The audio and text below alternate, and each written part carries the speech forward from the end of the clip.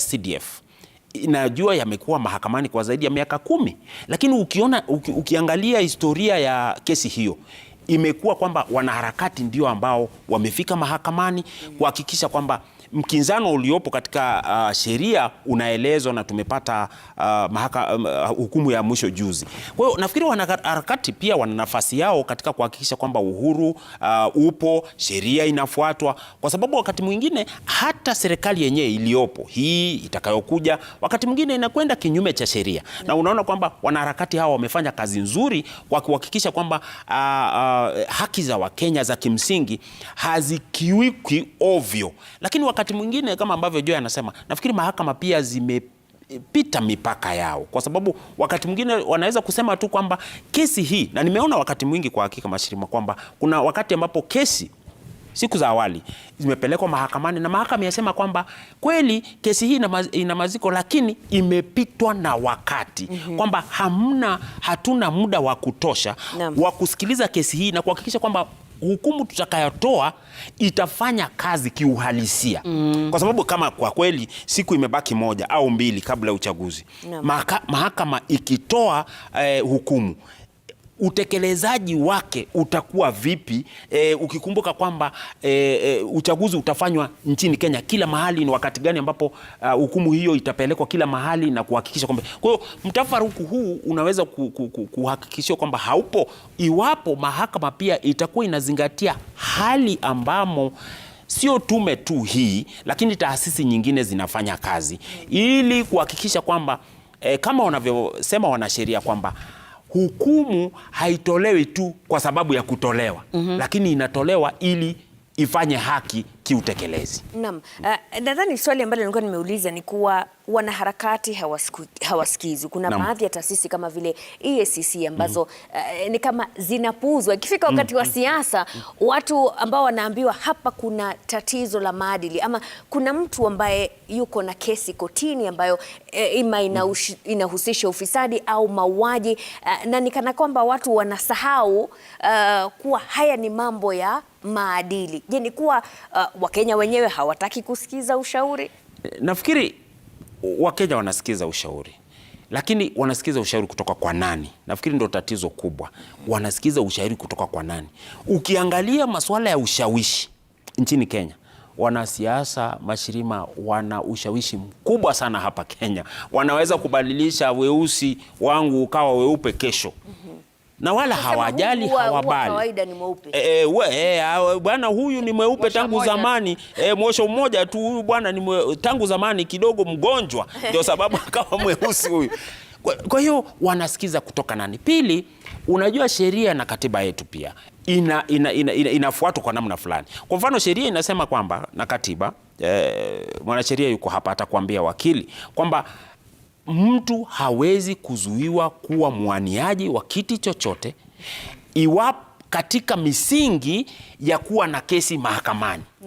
Lazima kesi iwe imeamuliwa, na ikiamuliwa katika mahakama ya chini, lazima ikiwa atakata rufaa ikiendelea mpaka mahakama ya juu zaidi, ikiamuliwa mwishowe ndipo ambapo katiba sasa inachukuliwa kwamba huyu amemaliza nafasi ambayo anayo kuhusiana na kesi. Lakini utaona kwamba kwa sababu ya kwamba kesi, kwa mfano ile kesi ya CDF imechukua miaka 10, baadhi ya wanasiasa kwa sasa, kuna wao ambao miaka 10 iliyopita walipatikana na hatia fulani, kesi zao zimekuwa zikiwepo kwenye mahakama mbalimbali kwa miaka hiyo 10, wamemaliza awamu 2, sasa wanauliza awamu ya 3, lakini wameshtakiwa kwa makosa ambayo wakipatikana hawafai kuwa kwanza wamepewa nafasi ya kusimama katika uongozi nchini Kenya kwa sababu ya sura ya 6 ya katiba yetu.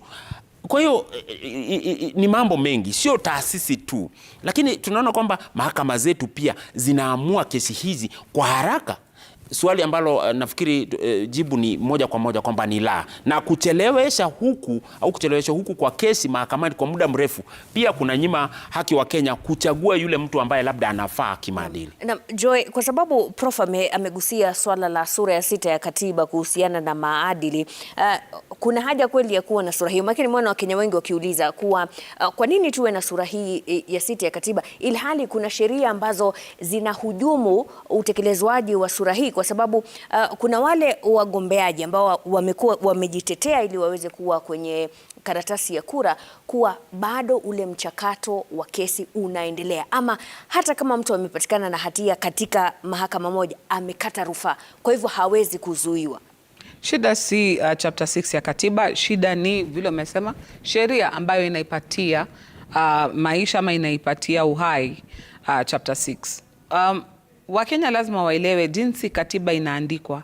Haiandikwi kwa mapana na marefu. Inaandikwa ikisema ni nini Wakenya wanaashiria, ni nini wanataka. Halafu kilichoandikwa katika katiba sasa ninapelekwa bunge ili bunge ipatie maisha. Kwa mfano, sheria hii ya kuhakikisha kwamba wanawake na wanaume katika bunge hakuna jinsia inapita 2/3. Imekuwa ni donda ndugu katika kila bunge, manake hawajapata bado formula ya kuipatia maisha kile ambacho Wakenya walisema katika katiba. Na ndio kwa sababu sasa unapata hii chapter 6 tulienda tukapitisha Leadership and Integrity Act. Na kuna pia sheria nyingine ambazo zilijua ni nini katiba ilisema, lakini wanasheria na wanasiasa katika kujihifadhi wakajiandikia sheria ambayo inawanasua kutoka kwa mtego. Kwa mfano, nikimpeleka Prof mahakamani apatwe na hatia, akitoka kama amehukumiwa, hata akilipa fine bado ni amehukumiwa. Mpaka akate rufaa na kutoke sheria nyingine ya mahakama ya juu au ya upeo kusema ile hukumu ilikuwa si hukumu ya haki, alafu ibatilishe ule uamuzi. Lakini hawa wanasiasa walijiandikia sheria ambayo inasema kwa wao kesi zao, maanake hao ni wanasiasa na ndio wanaandika sheria, mtu akipatikana na hatia lazima hata akihukumiwa asidhulumiwe kushiriki haki zake za article 38 katika katiba za kushiriki katika uchaguzi mpaka mahali ambapo atamaliza kukata rufaa zote zilizoko. Na ndio ulimwona mtu kama Mbuvi Sonko alikuwa akimaliza mahakama moja anaenda nyingine mpaka hata sasa yuko katika East Africa Court. Lakini vile sheria inaashiria ni kukata rufaa katika mahakama ya Kenya. Ukishatoka Kenya sasa ni maneno mengine, hiyo ni shida yako. Kwa hivyo shida si chapter 6. Shida ni bunge ilivyopitisha hiyo Leadership and Integrity Act, imepitisha kwa jinsi ambayo haipatii maisha au kuidhinisha vile Wakenya walikuwa wakitaka kufanya. Kwa hivyo jibu na kisa na maana lazima sheria hiyo ibatilishwe. Na tukichanganya na yale ulimuuliza Prof pale awali, Wakenya si kwamba hawasikizi ni nini wanaambiwa wala hawachukui mawaidha na watilii manani. Ni kwa sababu pia sehemu zingine kama hizo ulikuwa ukiziona zilikuwa zinakuja na flavor ya kisiasa. Kwa hivyo unapata watu wakichora list, ukiangalia unaona ni kama wanaegemea upande mmoja ama upande mwingine. Kwa hivyo Mkenya anaamua hii list si kwamba wanazungumzia maadili. Hawa wametumwa, wamepewa fedha zao, tunawajua ni akina nani, na hivyo inafanya Wakenya hawasikii. Kwa hivyo pia sisi kama civil society lazima tukue na jukumu la kufanya vitu kwa njia ya balance, na pia tukatae kuingia katika michakato ya kisiasa, timing ya siasa. Kwa hivyo kama nafanya red card kama hii, kampeni ingeanza kitambo, ndo by the time watu wanaenda kwa kura wameshakuwa na wakati wa kuprocess. Maana ukija miezi 3 to the elections, watu washachagua viongozi wao kichwani. Kwa hivyo wewe ukizungumza unaonekana tu wewe ni mtu wa fulani, wewe ni mtu wa fulani. Na maanani inakuwa ni ngumu. La kusikitisha ni kwamba hizi sheria zinaundwa katika bunge, na iwapo Wakenya hawajawachagua wabunge ambao watahakikisha kwamba sura ya 6 inapata maisha, basi tutaendelea kuwa pale pale. Kwa kimombo nadhani Sam Gituku unaweza kusema who will bail the cat. Kuna mmoja hapa Vito Powers anasema why have you stopped streaming the results? Hatuja koma kufanya hivyo. Ni Sam Gituku tu alikuwa anaenda kuhakikisha kwamba fomu zaidi za 34A zimeingia. Gituku, takwimu zikoje kufikia sasa? Asante sana Washirima. We have some more results that are coming through, and I just want to begin by looking at the national level. Let me just restart it so that it gives you the correct picture. So this is 2022, that you will see that so far 10 polling stations have reported out of the 46,229. So that's just a very small fraction. But out of that, you'll see that so far Raila Odinga appears to have 153 votes. That is 91.6% of the votes that have been counted so far. William Ruto has 14 votes. That's 8.38% of the votes so far cast. So the total will be at 167. So you'll realize that, again, like I told you earlier on, the counties that appear blue, these are areas that already there has been polling stations that have tallied. Most of them is just one polling station, but based on those figures, it gives you that Raila Odinga is in the lead. So we had already looked at Narok, we had already looked at Kitui because of that Karori Primary School in Mwingi, in Sekuru, Mwingi area. Then you look at, this is Laikipia County. One of the polling stations has already tallied 4 votes for Raila Odinga, or rather counted. 4 votes for Raila Odinga, 1 vote for William Ruto. You come to the neighboring county of Baringo. Remember, I told you there's a primary school there. Is it Korokoi, that you have 51 votes so far counted for Raila Odinga and 3 votes for William Ruto. Then in Turkana, there's 1 polling station that has reported, the figure is not yet updated here, but there are a number of votes that have been counted for Raila Odinga, giving the total that so far we have. So again, but let me just take you back there. So look, the polling stations in Turkana are 785. So far, it's only 1 polling station that has been tallied. If you look at a county like Kitui County, you have 1 polling station submitting out of 1,578. So it's really very early in terms of the results that we have so far received. In Nakuru County, with a voter population of 398,000, you're talking about 883 polling stations. So let me take you to a short trip so that I can show you where all this is happening, because we have to receive the polling stations forms. That is the Form 34A, which is the result declaration form for the presidential election. And those forms are being received by some data clerks that are within this building to be in a position to receive the results. They are clustered in form of county. So every clerk is working on a particular county. So the forms that are coming from those polling stations, from those regions, they are being received by these clerks you see here. So some of them are representing, one of them is Nairobi, the other one is Busia, the other one is Bungoma. All of them, name them, up to 47 counties across the country. And as they receive the forms, their work is translate that into form of the text data, because this time round, IBC is not giving us results in form of text details from the polling station. They're just sending that scanned image, and now the work of the clerks that are at IBC, Bomas of Kenya, at the National Tallying Center, but also the Constituency Tallying Center in the different constituencies, their work is to translate those results into text so that they can do their tabulation to produce the Form 34B at the constituency level, which is the summary total of results for a constituency. So these are the clerks, and then you'll see that here, you also see some votes. We're still trying to load it so that we can refresh and see if it has a different total, but the same total that you'll find here once it updates, it is the same total that I've shown you from the other side of studio. So our work here is to ensure that as soon as you receive those forms, and you're making sure that they are the authentic forms from the polling stations, having to compare that against what IBC is also receiving from the public portal that they have provided, so that we are very careful to ensure that the results that we release to you are the credible based on what has been received from the polling stations. That's our business here. Mashirima and Mwana Hamisi. Asiawatapiga kura ni basi.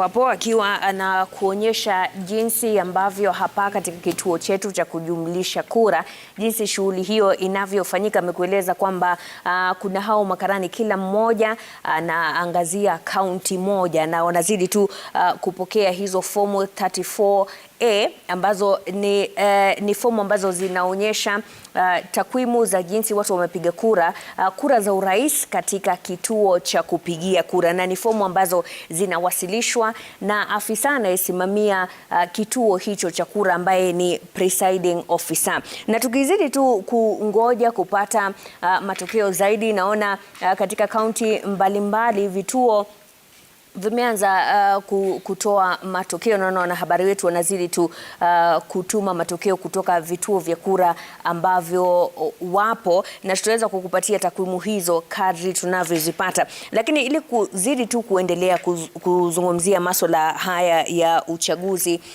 Prof, wabunge hawa wetu Je, unaona wataunda sheria ama tuseme wale watakaoingia wataunda sheria zilizo na haki ambazo hazitawakwaza katika malengo yao? Sababu mwanzo ulipokuwa ukizungumza nilikuwa kidogo ninatabasamu na kucheka kwa kiasi fulani, kwa sababu ni kama tuko katika hali ya kimzunguko. Kwamba tunatarajia wabunge hawa ndiye ambao watatunga sheria ambazo zitakwenda kinyume cha matarajio yao. Kwamba watatunga sheria ambazo zitawafaidi wale wawaniaji ambao watakwenda kuwapinga katika vyeo hivi. Kwamba ripoti ambazo nakumbuka hapo awali tulikuwa tumeambiwa kwamba kuna ripoti tusipochunga tutakuta wale walaghai wakora asilimia karibu 40 ndio ambao watakuwa katika mabunge, seneti, bunge la kitaifa na mabunge ya kaunti. Nadhani ilikuwa ni ujumbe uliotolewa na Daktari Fred Matiang'i ambaye ni waziri wa masuala ya usalama. Sasa ukiangalia hayo, ikiwa kwa kweli watafika hata asilimia tuseme 25, 30 au hata hiyo 40.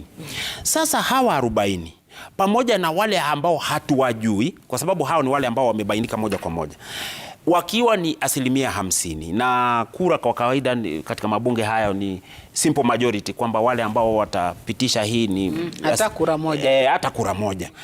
Ikiwa itakuwa hivyo, tutawatarajiaje hawa ambao ubinafsi wao wangependa kutunga sheria ambazo zitahakikisha kwamba hawatakwezwa katika azma zao za kung'ang'ania vyeo vyovyote ambavyo wanataka?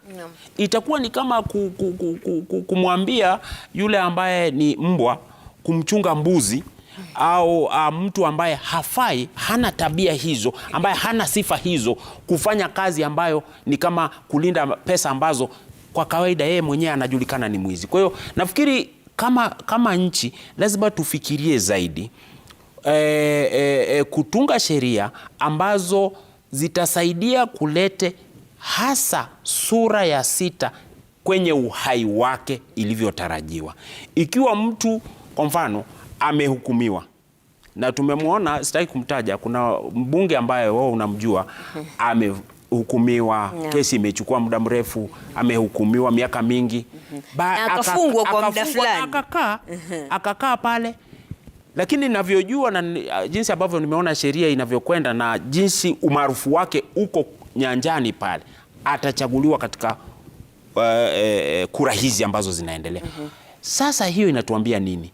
Mahakama imekupata na hatia baada ya muda mrefu, lakini kama ambavyo alisema Joy, wametunga sheria ambayo inasema kwamba mpaka amalize mpaka ile mahakama ya kileleni, ambayo ni mahakama ya juu kabisa. Lakini sasa hiyo itachukua miaka kama mingapi? 15, 20. Mtu kwa hakika mtu huyo atakuwa amesimama mpaka amechoka, hata amezeeka. Kwa hiyo hatakuwa na haja, atapatikana na hatia baada ya kustahafu kwa hakika, na atakuwa akipata hela zake za kufanya kazi miaka hiyo kwa njia ambayo si halali. Hiyo inatuambia kwamba sheria ambazo tunazo lazima tuanze kuzifikiria, na michakato yote ambayo tunayo ya kuwachagua watu katika ngazi hizi zote ni michakato ambayo kidogo tumeichukua kutoka katika tamaduni nyingine, lakini sisi wenyewe hatuna tabia na tamaduni za namna hiyo ambayo itaweza kufanya utekelezaji wa katiba hiyo ambayo nyingi tumekopa kutoka kwingine iweze kutekelezeka. Na hili swala la siasa za Kenya ambazo ni kama hazieleweki, huenda ni mojawapo ya mambo ambayo yamewachokesha wapiga kura. Maana tunaweza kusema kuwa watu hawana chakula, tumetoka miaka miwili ya corona. Hili swala la kuwa watu wanahisi kama wanarushwa huku wakirushwa huku, huenda ni mojawapo ya mambo ambayo yamewachokesha, wakasema liwe liwalo, hata hatutaenda kupiga kura. Ni kweli, nafikiri kuna mmoja wale ambao mlizungumza nao, I think ilikuwa Starehe kama sijakosea, na kuna mama alisema kwamba watu wana njaa, wana shida, wana tabu. Kwa hivyo mtu akiangalia anashindwa, hata nikipiga kura itanilishia watoto kweli? Anaona afadhali afate shughuli nyingine, pengine itamuongezea unga ndani ya nyumba yake. Kwa hivyo anapata shughuli nyingine kwa sababu anaona achague asichague, kwake yeye tofauti ni ile ile. Ni kitu ambacho wanasiasa walihofia kabla ya kupiga kura, na ndio uliona msimu wa lala salama, mkondo wa lala salama, wanasiasa wote walikuwa wanawahimiza watu, tokeni mkapige kura kwa wingi, tafadhali njooni mpige kura kwa wingi. Changamoto sasa ni kwa wanasiasa na viongozi wetu. Lazima mtaanza kuwachukua Wakenya na seriousness. Manake Mkenya akisikia amedharauliwa, ikifika saa ile wewe sasa unamsihi kwamba tafadhali, umekuja kwa kumrai, unamwambia tafadhali jitokeze na upige kura. Saa hiyo kwa sababu yeye ndo mwenye nguvu, anakwambia basi fanya vipi, mimi siji, fanya utakavyo. Shida ni kwamba katika sheria zetu, vile alivyosema Prof, yule ambaye atashinda, hata kama ni kwa walijitokeza watu 5 kupiga kura na 4 wakampigia kura, itakuwa vile vile. Na ni uamuzi ambao itabidi utaishi nao. Lakini kama Wakenya wakiona hakuna haja, au pengine tumeona kura zingine ambazo zimepigwa na Wakenya wakahisi kwamba kura yao iliibiwa, kwa hivyo vile walivyotarajia sivyo ilivyotokea, kwa sababu kuna mtu alibatilisha, kuna vifaranga vya kompyuta, kuna sijui nini na lile, hivi vitu vimewafanya Wakenya wamekosa imani na upigaji wa kura. Na ni kitu ambacho wanasiasa na viongozi lazima tutabadilisha nia na tabia zetu, ili Wakenya tena waanze kutuamini sisi kama viongozi wao. Wacha nijumlishe na maana pia mimi nafanyaga siasa kidogo. Waanze kutuamini kama viongozi wao, ili tukiwaambia njoni mtuchague, mtu mwanaume mzima aseme kwamba niende simame kwa jua, alafu mwisho wa siku hiyo kura yangu ipotelee mbali, heri nifuate mengine, mtaniambia ni nani mumeamua. Wakenya ili wapate hiyo roho ya kuja kupiga kura tena, au hata kujishughulisha na mambo ya siasa, lazima viongozi wachukue watu serious na waonyeshe pia umahiri. Naye ukipata uongozi si kupotea na kufanya nini, pia watende kazi, kuwa na utendakazi wa hali ya juu. Maana kuna wale ambao wanakufa moyo kwa sababu ulimsikia kuna mtu alikuwa akizungumza hapo awali akiongea vile kwa mpaka leo hawana hata benki, hawana hata barabara, hawana kitu chochote. Hawa watu wote wakifa moyo kiasi kile, wanaona tu barabara ziko mahali kwingine, basi unapata siku nyingine ukiwaita ndo unapata kuna polling station wanatoka watu 2 3. Na I think pia niliona ilikuwa Citizen TV nadhania kwamba kulikuwa na mahali Lamu ambapo wanasiasa hata wajakanyaga, hata bango moja hao watu hawajaona, hata nini wanasema sasa tutajokeza, hata tujui tunaenda kumpigia nani. Pia wanasiasa wanaonyanyapaa wa hali fulani, wanatafuta mahali watu ni wengi, wakipata mahali watu ni wachache pia ni kama wanadharau wapiga kura, so unapata wanaenda kule wanaita vote rich regions. Na kuna Wakenya wengine ambao hawashirikishwi katika uchaguzi. Kwa hivyo ikifika swala la kuuliza Wakenya swali la tumchague nani, watu kama wanasema hata kumchagua nani, tunamchagua nani, hatujamuona, hatujamsikia, hatumjui, na angalia huku kwetu hatuna nini wala nini, bado tunaishi tu vile vile tumeishi tangu siku za babu zetu. Kwa hivyo ni wanasiasa watabadilisha nia na tabia yao, ili wawavutie Wakenya kushirikiana nao kuamua ni nani ataongoza baadaye, kwa sababu la sivyo Prof alivyokuwa akisema ni watu wa 40% watakuwa kikienda ni wakora walagai, na hatuna la kusema ile, basi tunakubali tu. Prof, hili jukumu la Wakenya kujua thamani ya kura ni la wanasiasa peke yake, ama Wakenya wenyewe wanapaswa kujua thamani ya kura hiyo? Nafikiri masuala kama hayo ambayo yanahusu elimu kwa Wakenya kwa jumla ni masuala ambayo si ya wanasiasa. Kwa hakika ni masuala ya taasisi mbalimbali. Moja ya taasisi ambayo inafaa kufanya hivyo kwa hakika ni IEBC, tume yenyewe. Ukiangalia uchaguzi huu, matayarisho yake, mchakato mzima, na ulinganishe na chaguzi za hapo awali, ningependa kusema kwamba wakati huu tume haikufanya kazi nzuri, hasa ya kuwaelimisha Wakenya kuhusiana na haki zao. Hakukuwepo na matangazo mengi ilivyokuwa kwa mfano mwaka wa 2017, mwaka wa 2013 na chaguzi za mbali za hapo awali, katika redio, katika runinga na katika mtandao kwa jumla. Kwa sababu haki ya kupiga kura ni haki ya Mkenya na ni haki ya kimsingi. Lakini Mkenya atajuaje haki hiyo iwapo anaendelea kupambana na njaa, anaendelea kupambana na masuala ya bei kufumuka kwa vitu vingine vingi, anaendelea na kuteseka na kutafuta matibabu na masuala kama hayo. Lakini pamoja na hayo matatizo yote yaliyopo, Mkenya anaweza kujua kwamba nisipopiga kura nitakuwa nampigia kura. Yaani kwa kukosa kupiga kura nitakuwa nimemhalalisha yule jambazi au yule mkora ama yule ambaye mwaniaji ambaye hafai kuchukua hatamu. Na ilhali huyu ndiye ambaye ataamua sera kuhusiana na afya yangu, kuhusiana na mfumuko wa bei kwa sababu atakuwa mbunge, kuhusiana na sera nyingine za kiserikali. Kwa hiyo ingawa Wakenya wamechoshwa kwa sasa kwa sababu ya hali ilivyo, na utaona kwamba tunasema vijana kwa mfano wakianza miaka 20 atapiga ya kwanza, miaka 25, miaka 30, akifika 35 atakuwa amepiga kura mara 3. Lakini kijana huyo uhalisia uliopo ni kwamba amepiga kura mara 3 mara 4 na hajawahi kuona mabadiliko yoyote.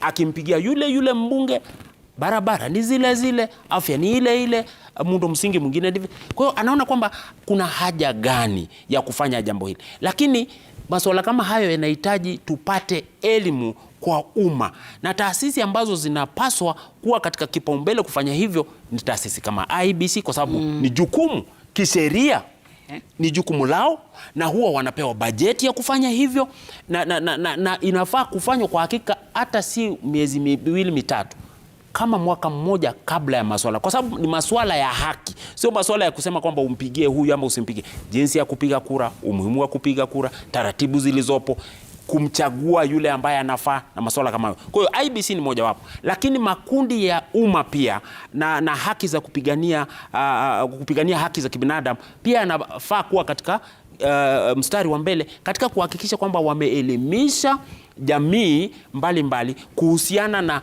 umuhimu wa kushiriki katika mchakato huu, kwa sababu nimesikia wengine wakisema kwamba umuhimu wangu mimi nitaenda kumpigia rais peke yake, sina haja.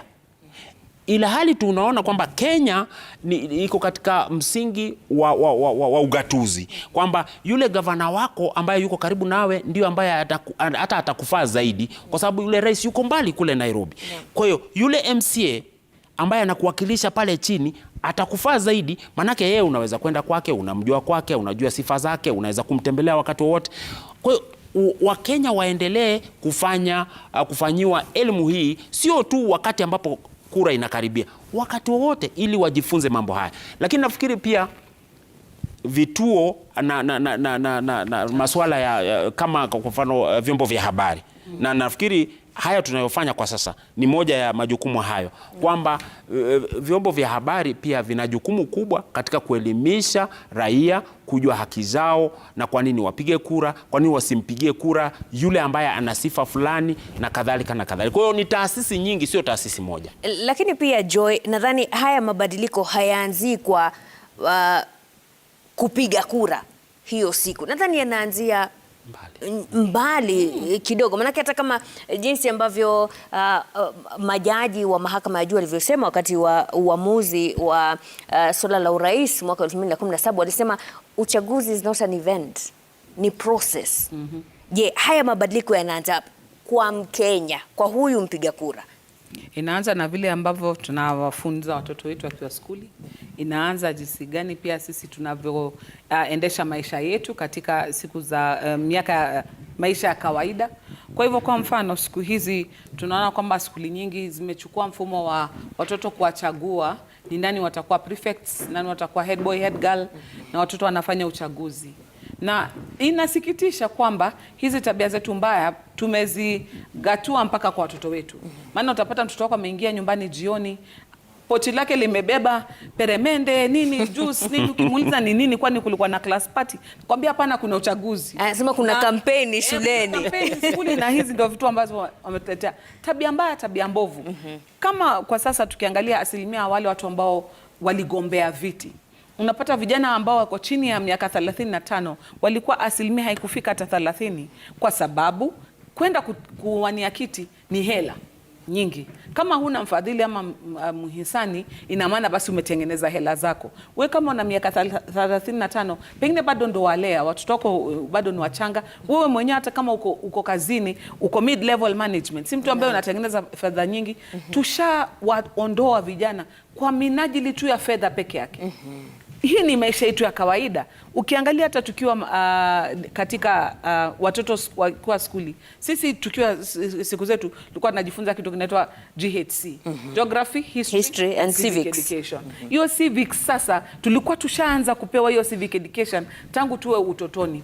By the time unafika miaka 18 unatamani upate hiyo kitambulisho ili upige kura. Na mimi tangu nifikisha miaka 18 hakuna kura imenipita.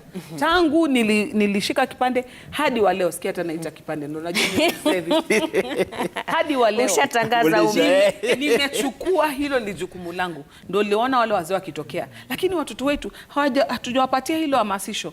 Tujaribu hata kitu tu cha rahisi. Umsimamisha mtoto, mwambie tafadhali niimbie wimbo wa taifa. Atakuimbia, atafika mahali aanze kigugumizi. Wangu yuaimba. Ongeza kitendawili useme basi niimbie kwa Kiswahili. Ndio utajua hujui. Watoto wetu hiyo patriotism hatuwapatii. Hiyo sense of national duty hawana. Ukizungumza nao wengi wao wanangoja wamalize skuli, watoke waende zao Amerika wakatafute TikTok, wajue vile watatafuta maisha yao. Kwa hivyo kama tutabatilisha, lazima vile tunaishi maisha yetu tuanze kubadili nia yetu na mapema. Maanake siku hizi tunapatia watu wengine jukumu. Ukizungumza na Mkenya wa kawaida atakwambia hawajatuambia, hawa tu ni akina nani? Tunawasubiri waje watuambie. Mbona hatujihamasishi? Maanake siku hizi tuna mtandao, kila kitu unachotaka kujua kiko hapa kwenye simu yako. Kwanza ukizungumza na mtu hawa wachanga, watakuambia vitu vingine ambavyo unashindwa ulitoa hii wapi. Lakini kitu ambacho kiko dhahiri, kama leo nilikutana na mtu ameenda kupiga kura, yuko na passport. Wapi ID yako? Ilipotea. Haya, lakini passport yangu iko na passport number. Unajua mpaka na mwangalia kabisa, kweli hukujua unahitaji ID yako? Hapana, lakini niko na original. Wakenya lazima pia tuchukue jukumu la kujihamasisha. Maana taasisi ndio ziko lazima zituhamasishe.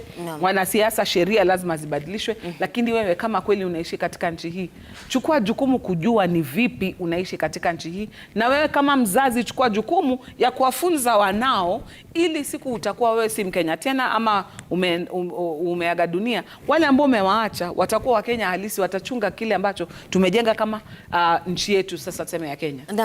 Na tukiwa katika hilo swala la mahali ambapo mabadiliko yanaanzia, kuna wengi ambao wamekuwa kihoji swala la wananchi kushiriki kikamilifu katika siasa za taifa, mojawapo ikiwa kuwa mwanachama wa chama fulani. Maana wakati mwingine unaona hata mtu anapojitoa waziwazi na kusema kuwa mimi nashabikia upande huu, unaona watu wanaanza kumtukana, watu wanaanza kumwangalia kwa misingi ya ni kwa sababu unatoka sehemu fulani ndio maana unaangazia hili. Hili swala la kuhusika kikamilifu katika siasa za nchi kupitia vyama ni swala ambalo linatia dosari? Nafikiri kwamba halitii dosari, kwa sababu wajua vyama ni njia mojawapo au taasisi mojawapo ambazo zimewekwa ili kujumuisha watu wa tabaka mbalimbali katika siasa za taifa. Kwa sababu hatuwezi kuwa, tuna mfumo wa vyama vingi, kwa hiyo hatuwezi kuwa na chama kimoja. Lakini tatizo lililopo ni kwamba, nimesema hapo awali kwamba jinsi tulivyo na tamaduni zetu, hatujajenga misingi ya kuhakikisha kwamba uhamasisho wetu unapita siasa za kijamii na kikabila. Hivi kwamba sasa tunaweza kutambua, ukisema kwamba wewe ni wa chama fulani, mtu ameanza kukuangalia akasema wewe unatoka jamii fulani. Jina lako hili linatoka katika jamii. Au akaangalia jina akasema wewe lazima ni mwanachama wa chama fulani. Kwa sababu ya jinsi tunavyofanya mambo yetu. Lakini iwapo tutaweza kusogeza siasa zetu na kufikia viwango vya kupita jamii au makabila husika, sasa tutakuwa tunaanza kuzungumzia masuala ya kitaifa, sio masuala ya kieneo. Na unajua mambo haya yamekuwepo tangu tulipopata uhuru. Ukiangalia vyama vyetu tangu wakati huo mpaka wakati huu, utaona kwamba vimekuwa na misingi yake katika jamii na siasa za jamii hiyo na watu binafsi. Ndio sababu wakati mwingine watu wanasema kwamba kwa hakika ukiangalia chama utajua mwenye chama hicho ni nani. Na ukitaka kujua mwenye nguvu au usemi zaidi katika chama hicho, utaangalia tu uongozi wake. Ukimwangalia yule ambaye anaongoza chama hicho, basi utajua kwamba nikitaka chochote katika chama hicho nimwendee huyo. Lakini nisimuendee au nisizungumze na taratibu ambazo zimewekwa katika chama kile. Kwa sababu chama si cha mtu mmoja. Lakini kwa bahati mbaya tumefanya vyama hivi kwa sababu ya siasa zetu vikawa ni vyama ambavyo vinahusishwa kwanza na jamii fulani, pili na watu fulani mahususi. Na ndivyo ambavyo sasa tumeharibu utaifa na uhusiano wetu. Kwa sababu tunapoanza sasa tunaanza kusema huyu ni wa mrengo huu. Tukisema mrengo tunamaanisha mtu. Hatumaanishi sera, historia, tabia, maadili na kadhalika. Lakini tunamaanisha mtu. Sasa hapo ndipo ambapo nafikiri tumechanganyikiwa. Tunahitaji kurudi nyuma na kujenga taasisi zetu, ili kujibu yale ambayo dadangu alikuwa akisema, na kujenga taasisi zetu. Taasisi zenyewe ni familia, kwa sababu tunaposema kwamba wazazi wamefeli ni katika taasisi hiyo. Hawazingatii majukumu yao. Wengi wa wazazi ukiangalia utaona kwamba wanasema kwamba mtoto aende skuli. Akienda skuli ni nani anamshughulikia? Ni mwalimu. Huyo mwalimu hahusiani na jamii hiyo, tamaduni na tabia na maadili ambayo mzazi angependa yule mtoto afanye nini? Awe nayo. Kwa hiyo sasa tumewaachia walimu kuwafunza tabia, kuwalea watoto wetu na kusahau majukumu yetu. Baadaye hawa watoto ambao wamelelewa shuleni, ndio sababu wazazi afadhali wakalipe shilingi 20,000 walalamike kuhusu mfumuko wa bei, lakini wawaache watoto wapi? Shuleni, wakilelewa na nani? Na wazazi. Sasa taasisi ya shule haifai kuwa ndio ambayo inamlea lakini mtoto, lakini inafaa kwamba jamii au familia ndio ambayo inafanya jukumu hilo, ili shule iwe na jukumu lingine. Taasisi nyingine kama vile makanisa, misikiti na kadhalika, kila mtu ana jukumu, lakini kwa ujumla wakaunda mtu mmoja. Tukianza kuegemeza majukumu ya taasisi nyingine kwa taasisi moja au taasisi mbili, ndipo ambapo tunafeli katika majukumu yetu. Lakini Mwashirima, nikiongeza kidogo tu, Wakenya pia lazima waanze kujihusisha katika vyama vya kisiasa, hata kama na wenyewe, kwa sababu tumeona Kenya kuna wakati ambapo kuna mtu fulani ana umaarufu fulani katika eneo fulani. So tuseme kama ukiwa chama cha ODM, kuna maeneo ambapo ukipata nomination ya ODM ikana kwamba umeshapita kura. Kwa hivyo watu wasipojitokeza wakati wa kufanya nominations, ina maana yule mtu atafika kwenye debe ni yule ambaye siku ya uchaguzi sasa mtakuwa mkichagua.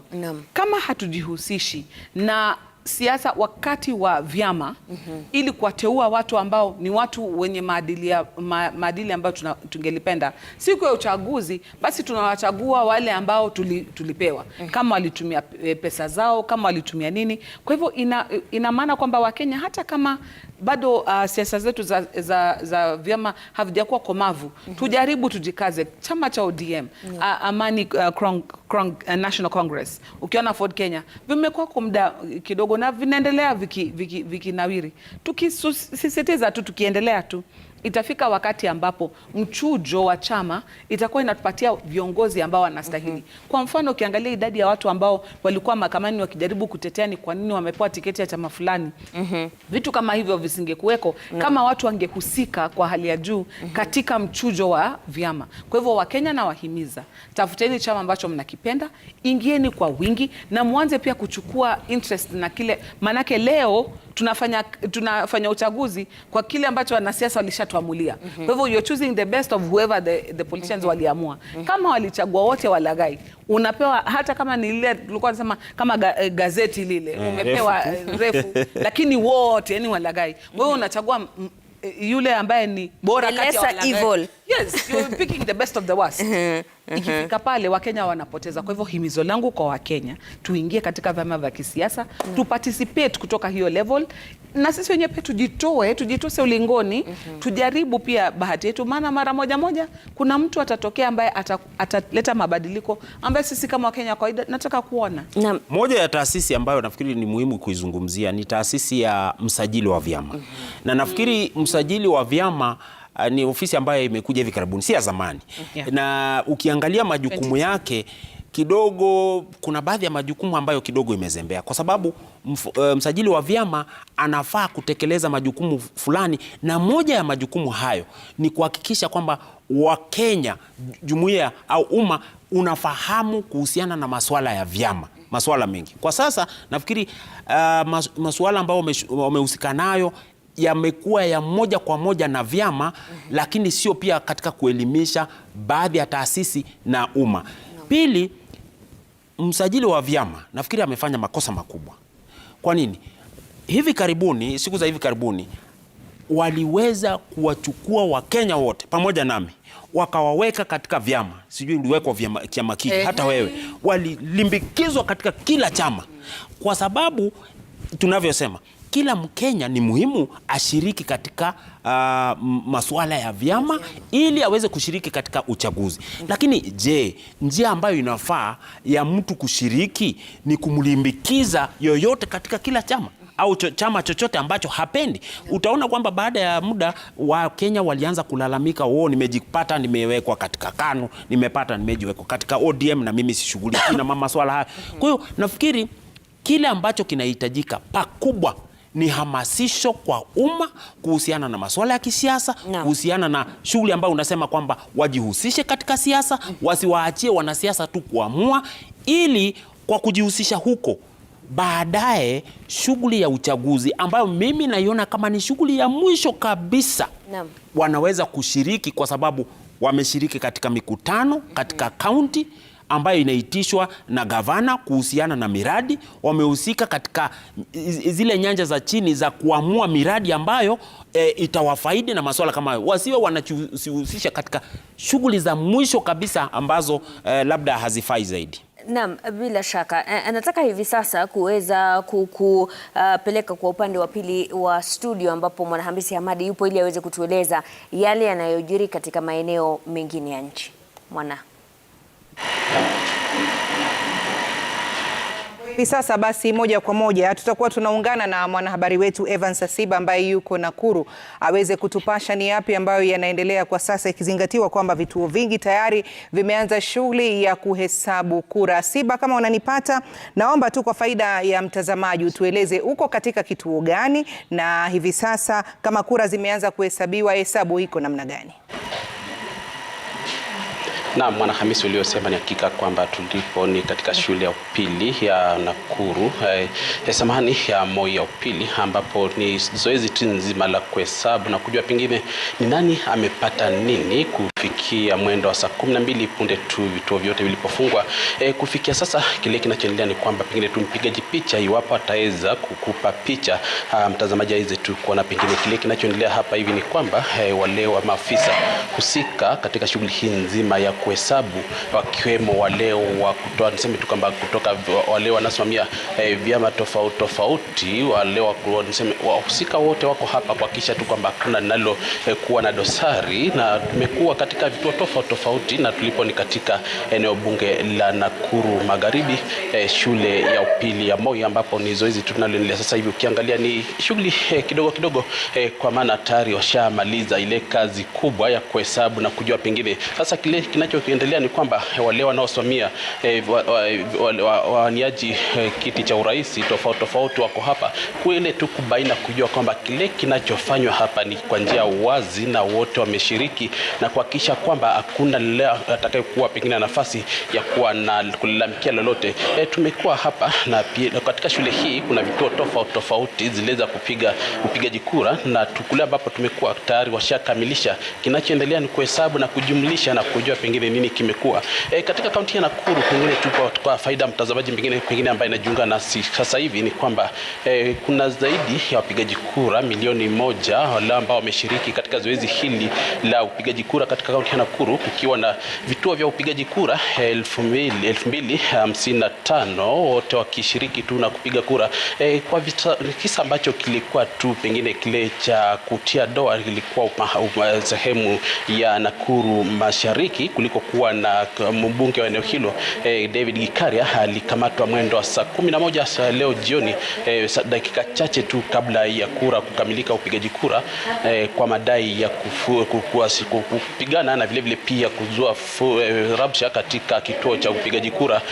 Sasa hivi bado yuko korokoroni akiwa katika kituo cha polisi cha Central. Hiyo ni kulingana na kamanda wa polisi katika kaunti ya Nakuru Bwana Peter Mwanzo. Vile pia katika eneo la Rongai kulikuwa na upigaji kura. Niseme kwamba tatizo lilikuwa tu moja, katika upigaji kura mzima hakukuwa na ile nafasi ya wakazi wa Rongai kupiga kura kumchagua yule mjumbe atakayekuwa akiwakilisha kwa miaka 5, kisa kikiwa kutokana na ukosefu wa makaratasi muhimu ya kupiga kura kwa wajumbe. Lakini hilo tumeona IEBC ikisema kwamba kwa muda wiki 2 kutakuwa na uchaguzi huo ukifanyika katika eneo hilo la Rongai. Tumekuwa tukizuru maeneo tofauti, tumekuwa eneo la Gilgit, tumekuwa sehemu ya Bahati ambayo ni moja yake ya county.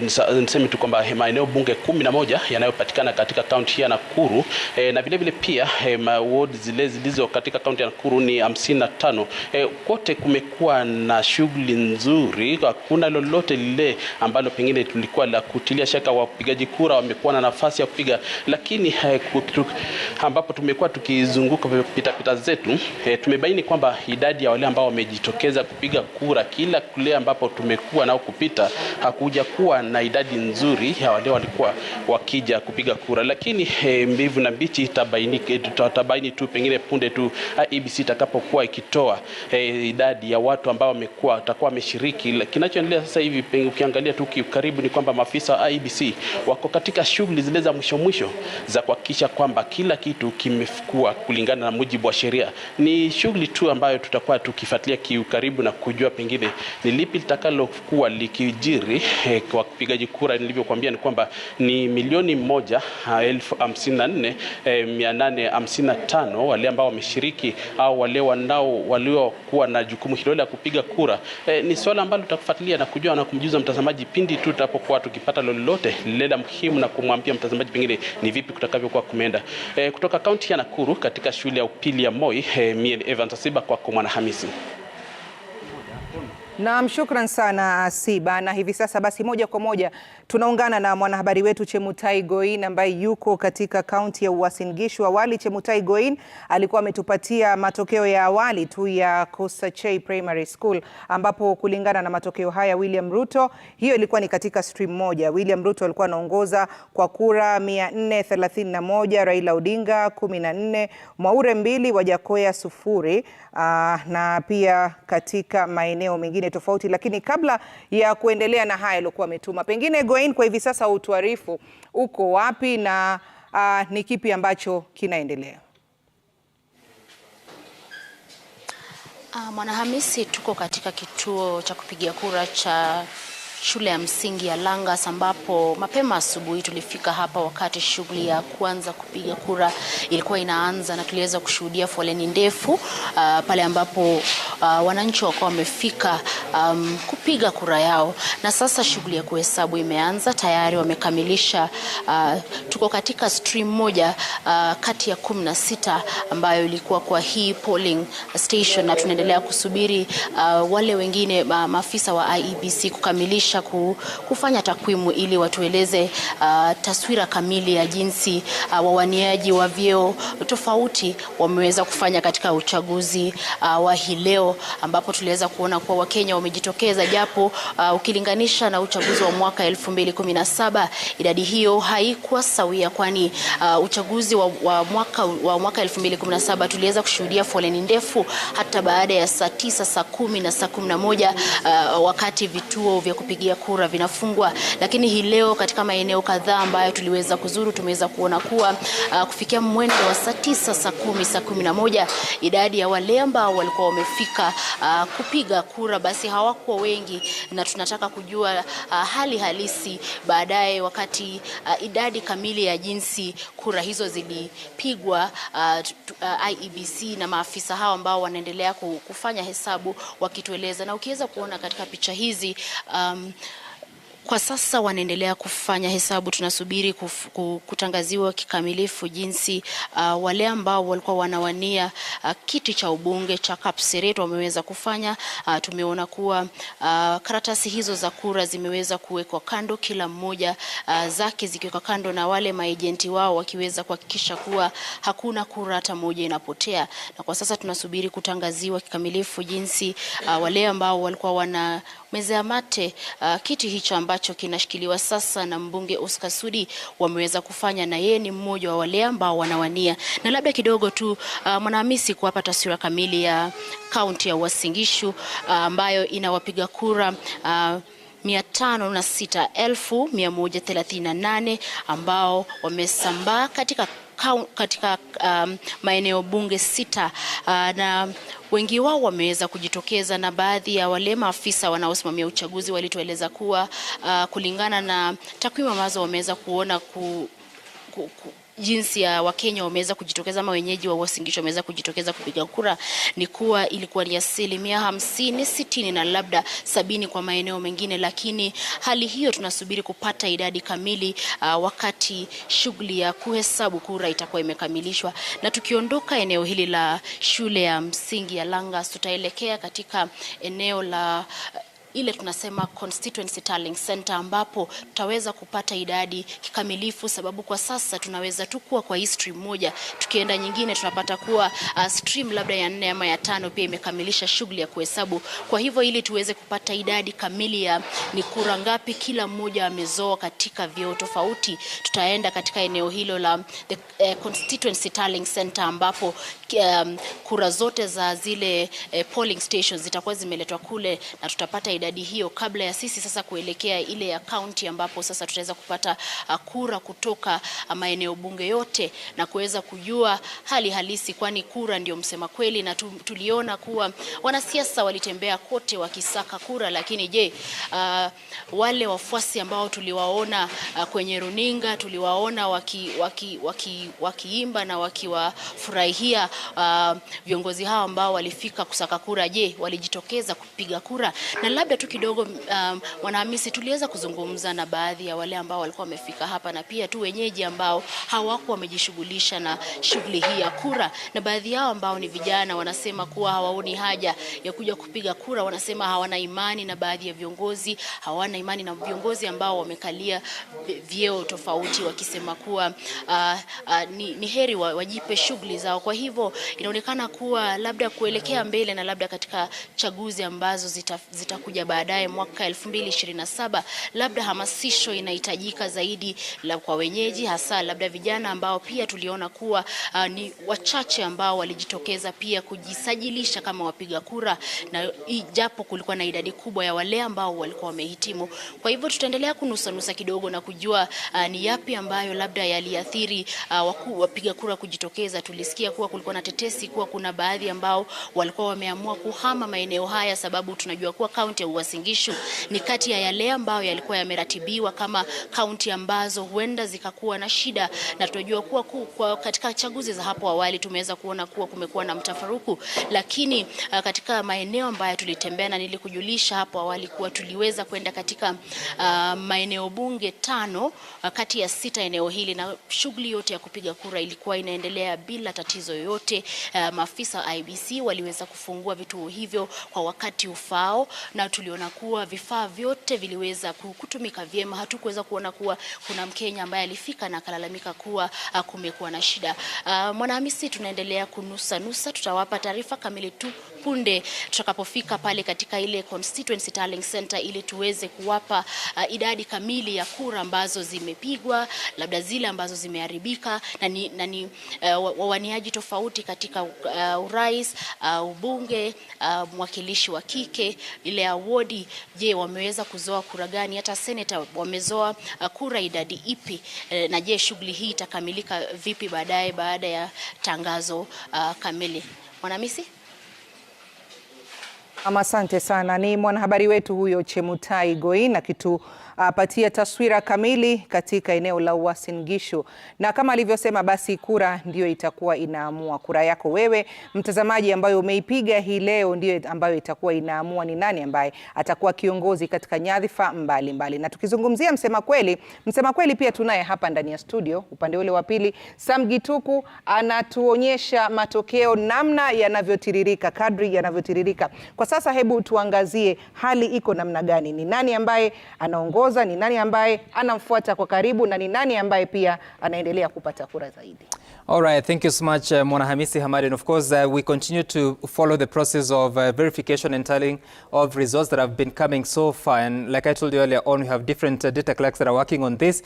And so far, they've been able to look at some more than 73 polling stations, bearing in mind that it takes a bit of time to update them. But 73 forms have so far been tallied, and it shows that William Ruto is ahead with 5,266 votes. That is 65.96 votes. Raila Odinga, 2,611. That is about 32.7% of the total votes. George Wajakoya has 26 votes, which is 0.32%. So this will show you the top three candidates. But if you look at so far, what's happening is that several polling stations have so far uploaded their forms that you also follow from the portal of IEBC that you see, for instance, in Baringo County, which is yeah, there you are. So far, some 9 polling stations have already submitted their forms. If you have to look at Bungoma, Bungoma should be around somewhere here. Let me just find it. You will find that they have so far submitted 1 form from Bungoma, there you are. And then also the other county that has submitted a remarkable number of forms is Kericho County, with about 3 forms out of the 924 polling stations that are to be tallied. So in as far as the national tally is concerned, that's what we have so far. But we continue to receive the forms. So far, the votes cast have been 8,416. We continue to receive the forms from the polling stations and looking at them, processing them to be in a position to upload to our system and give you the actual tally. But if you're also to ask the question, where are these results coming from? They're coming from particular polling stations that can be found from the portal across the different counties. Mwanahamisi. Naam, bila shaka. Naona basi muda wetu pia hapa ndani ya studio unatupa kisogo, manake tumekuwa hapa kuanzia saa 9 hadi wakati huu. Lakini kabla kuondoka, nimpokeze usukani mwenzangu Mashirima Kapombe ambaye ana wageni wetu pale, watupatie kauli za mwisho kabla ya sisi kuondoka, ili tuwapishe wenzetu nao waendelee kusukuma gurudumu. Naam, mwana Prof Joy, labda swali la mwisho ili tuweze kufunga sehemu hii yetu kabla ya kuwapisha wenzetu waweze kuingia studioni. Katika uamuzi wa kura ya uchaguzi mwaka wa 2017 kuna masharti kadhaa ambayo mahakama ya juu ilikuwa imetoa. Kwa mtazamo wenu, mnaona kama IEBC imejitahidi kuwafikia yale masharti ambayo yalikuwa yamewekwa? Nafikiri wamejitahidi kujaribu kuangalia, kwa mfano last time kulikuwa na BVR kits zile ambazo zilikuwa tuseme ndo KIMS kit ya awali ile, kulikuwa na massive failure. Raundi hii tunaona kwamba teknolojia imeimarishwa kwa hali ya juu kuliko ilivyokuwa mwaka wa 2017. La pili, tumeona kwamba IEBC wamejaribu kuwajibika katika ile process tangu mwanzo mpaka mwisho. Hapo awali unakumbuka kwamba tulizungumza tukasema la muhimu katika kura hii si leo tu siku ya uchaguzi, lakini hadi kufikia hapa. So tumeona IEBC hata wakipewa wakipewa changamoto na mahakama ama na wanasiasa, wamejaribu kuwaleta wanasiasa pamoja, kujiexplain, kuwa na mahali ambapo wanasikizana. Kwa hivyo unaona wanajaribu kuwajumlisha wanasiasa kwa hali ya juu kuliko hapo awali. Alafu pia walikuwa wamesemekana kwamba kuna watu wao wenyewe waliokuwa wakifanya kazi na IEBC ambao walitumiwa kuweka vile vifaranga ndani ya kompyuta.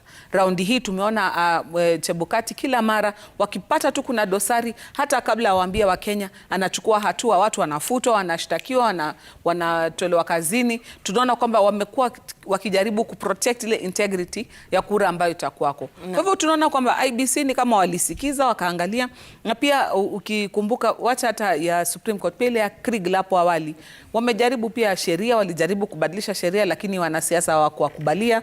Kwa hivyo unaona wamejaribu kadiri wawezavyo na muda waliokuwa nao na rasilimali walizokuwa nazo. Naam, Prof. Mimi nafikiri kwamba pia IEBC imejaribu kiasi cha ubinadamu kwa sababu katika mazingira ambayo wanafanya kazi, kama nilivyosema, hawana ule uhuru wa kuamua kwamba tutafanya hivi na wafanye hivyo. Kuna taasisi nyingine ambazo kidogo pia zinawavuruta huku na huku, mahakama, bunge, masuala ya hela na kadhalika. Kwa hiyo kadri ya uwezo wa kibinadamu, ukiangalia vizuri unaona kwamba kwa hakika katika mazingira ambayo wamo, wamejaribu, wanaweza kuboresha zaidi, lakini wamejaribu kiasi cha ule ubinadamu kwamba katika mazingira haya wameweza kufanya kazi. Ndio kuna dosari za hapa na pale, lakini nafikiri kwamba huwezi kusema kuna shughuli ambayo itakuwa na 100% ya utendakazi ambao unafaa. Asante sana Profesa Hezron Mogambi. Maana nadhani kila wakati tunakuita Mugambi na wewe unanipa jina jipya kila wakati nikija hapa. Naam, asante sana na wakili Joy Mdivo kwa kutupambia sehemu hii ya matangazo haya. Tunazidi tu kuendelea kukuletea matangazo haya kutoka sehemu mbalimbali pamoja na kukupa takwimu kadri ya jinsi matokeo yanavyofika hapa katika kituo chetu cha kujumlisha kura. Mwanahamisi, sijui tunaelekea wapi kabla ya kuwapisha wenzetu. Namwona Yvonne tayari yuko ange kuingia studio. Na mwambie Yvonne asubiri kidogo tu tumalizane na Faisal ambaye yuko katika kaunti ya Garissa. Manake kama tulivyokueleza ni kwamba wanahabari wetu wako maeneo mbalimbali ya nchi kuhakikisha kwamba kila kitu kinachotokea unakipata. Kwa hivyo hivi sasa tuungane na Faisal Abdurrahman kama unavyomuona hapo. Faisal, pengine utueleze ni kituo gani haswa ulicho kwa sasa na kufikia sasa mambo yanaendelea namna gani? Naam, shukran sana Mwanahamisi. Ulivyosema tu niko katika maktaba ya kitaifa, mojawapo ya kituo iliyoko katika eneo bunge la Garissa mjini, ambapo bunge wa eneo hili Adan Bare Duale pia mida wa saa 4:30 asubuhi aliweza kufika hapa na kupiga kura yake. Unavyoona nyuma yangu tu, msimamizi wa kituo hiki anaweza tu kutupatia kuhesabu kura. Baada ya saa 11 jioni vituo vimeweza kufungwa na wapiga kura ambao walikuwa wameweza kupiga foleni peke yao ndo wamekubaliwa waweze kumaliza shughuli zao za haki zao za kimsingi ili wapige kura na kuhakikisha kuwa wametoka kwa njia ya usalama katika kituo hiki. Unavyoona tu kituo hiki lina stream 6 hivi na takriban wapiga kura zaidi ya 300. Katika kaunti ya Garissa kwa jumla wana wapiga kura zaidi ya 200,000 na vituo takriban zaidi ya 559 ikiongezwa gereza ya mahabusu ambayo iko katika kaunti hii ya Garissa. Na shughuli imeweza kwenda vizuri asubuhi na mapema saa 12 vituo vimeweza kufunguliwa. Kulikuwa na hitilafu tu ya kimsikiti ambapo wazee wengi, wapiga kura wengi walikuwa wanasema kuwa wakati katika vituo ambapo wamejisajili wakati wanaweka vidole kumradhi ni kwamba data yao ilikuwa haipatikani, lakini baadaye wasimamizi wa IEBC wameweza kusema kuwa hali hiyo imesuluhishwa na wameweza kuleta mbinu mbadala ya kuhakikisha kuwa wapiga kura wameweza kupiga kura. Lakini viongozi wengi tuliweza kuzungumza nao walikuwa wanalalamikia kuhusiana na jinsi watu walivyojitokeza. Idadi ya watu ambao wamejitokeza kupiga kura ni idadi ya chini mno kulinganishwa na uchaguzi ambazo ziliweza kufanyika hapo awali katika nchi ya Kenya. Kwa sasa shughuli tu ya kuhesabu kura inaendelea katika kituo hili. Baadaye wataweza kumradhi tu ni kwamba shughuli inaendelea, baadaye wataweza kupeleka hesabu hii katika makao makuu ya dharura ambayo ya kujumuisha kura iliyoko katika chuo kikuu ya Garissa University. Kutoka kwangu hapa sina la ziada, na kupeleka pale mwanahabari wetu Munene aliko pale aweze kutujuza shughuli inavyoendelea pale katika kaunti hiyo. In Nyeri County, of course, a lot of stations, in fact, all of them have actually brought the voting to a stop. And what is happening is that votes are now being tallied, or what the votes that were actually cast are being tallied. Currently, we are at Temple Road Primary School, which is in Nyeri Town constituency. We've just left the health center across this particular station, where they had finished the tallying of the presidential votes rather. And here what is happening is that the same process is ongoing, and I understand it's going on across the county in different constituencies. Nyeri has 6 constituencies. We've got Kieni, that is the most populous, with about 114,000 registered voters. It is closely followed by Madera, where the Kenya Kwanza running mate Rigathi Gachagua comes from, with about 104,000 registered voters. Then it is followed by Nyeri Town constituency, where we are at right now, at about 89,000 registered voters. Then it is followed by Mukurweini, Othaya and Teto. We can say we've visited all these constituencies today. The voter turnout at the beginning was quite low. By around 3 p.m. there was a presser actually where we're standing right now by an IBC commissioner, who said that the voter turnout by then was between about 30%.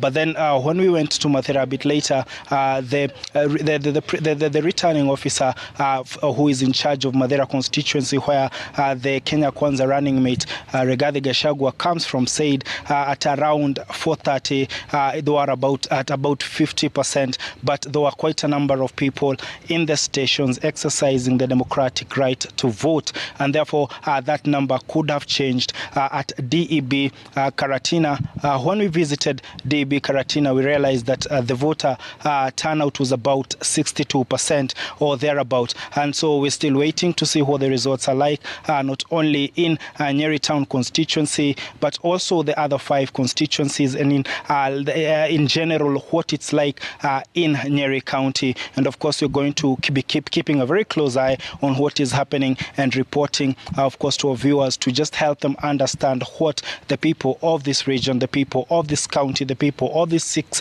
constituencies, who make up about 481,000 registered voters, what they have said through the ballot. Back to you in studio from Nyeri County, I'm Martin Munene.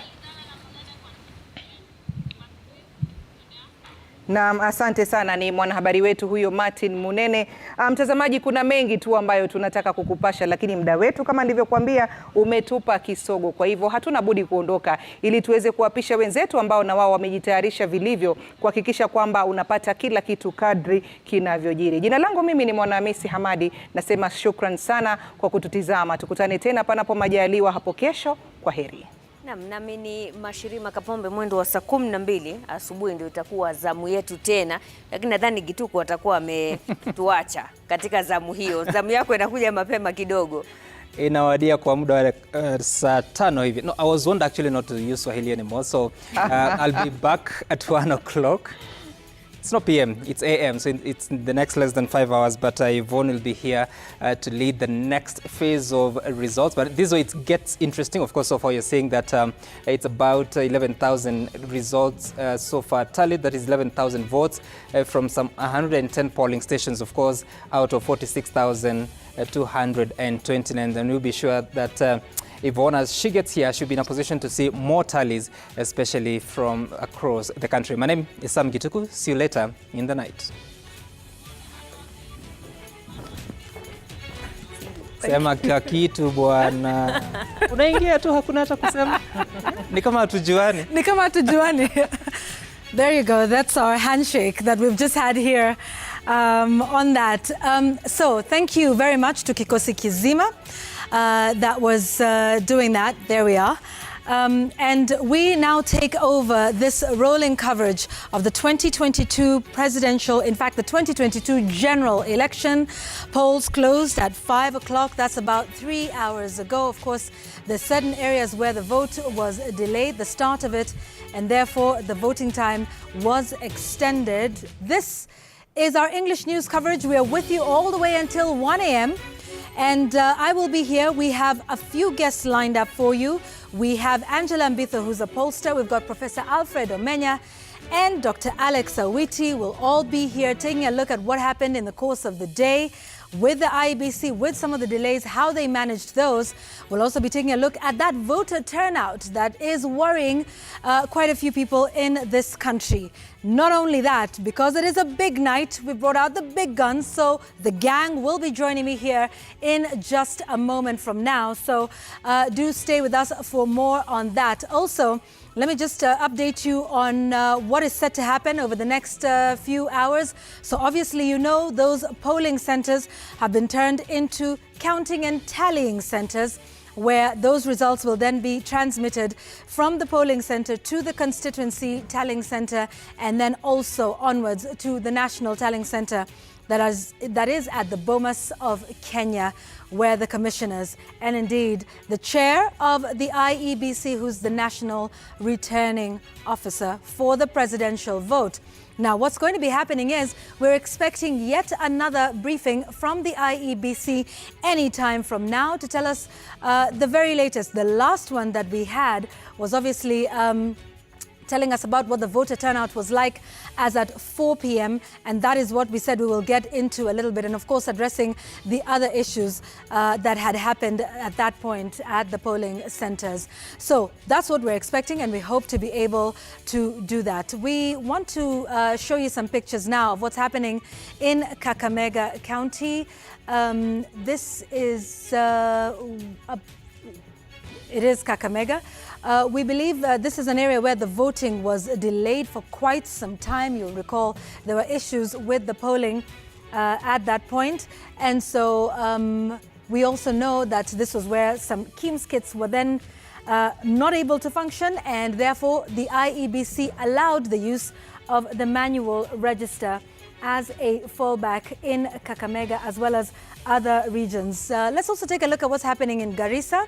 That'll be next also, and we'll update you on exactly what's happening with that process in a moment. So like we said, these places where you were voting earlier on in the day up until 5 o'clock have now turned into a tallying center.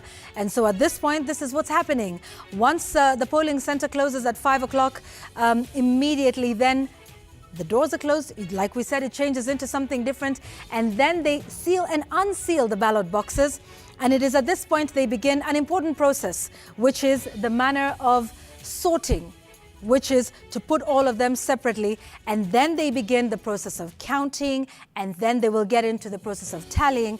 And then they will get into transmission of those results.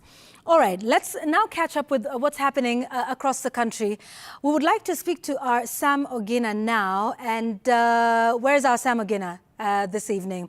Sam Ogina is in Siaya, and he's joining us live now. Sam, good evening. I know it's been a long day for you. Could you update us on the counting and tallying process? Has that begun? How is that going? Well, Yvonne, it has been a long day, and it's going to be a very long night here in Siaya County. We've been in one of the polling stations that has just completed the counting of the presidential ballot papers. And maybe I just run you through the numbers that we've gotten out of the 4 polling stations in that particular center. That was Siaya County Hall polling center. Out of all the 4 polling streams, maybe I just run you through the numbers that we've been able to get at the conclusion of the tallying of the presidential ballots, and that is Raila Odinga, the Azimio presidential candidate, garnering 436 votes, while Deputy President William Ruto garnering only 9 votes in that particular stream. That was stream 1 of the Siaya County Hall. And on the second stream, this is the results from Siaya County Hall stream 3. Raila Odinga amassing 448 votes against William Ruto's 9 votes. Wajakoya getting only 1 vote in that stream, and Mwaure actually coming out with absolutely nothing.